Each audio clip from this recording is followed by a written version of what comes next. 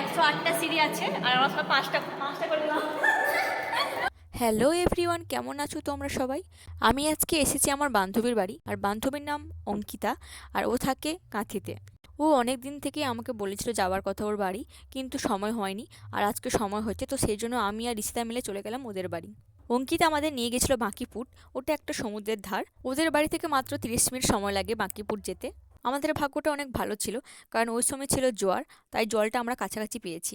ওখানেই কিছু সময় কাটানোর পর আমরা চলে গেলাম লাইট হাউস দেখতে। এটা হচ্ছে লাইট হাউসের বাইরেরটা। এখানে একটা ছোট পার্কের মতো আছে যেখানে বাচ্চারা খেলতে পারবে। তারপরে লাইট হাউসের ভিতরে প্রবেশ করলাম। আর ওখানে মোট 108টা সিঁড়ি আছে। সিঁড়িটা দেখো কত বড়।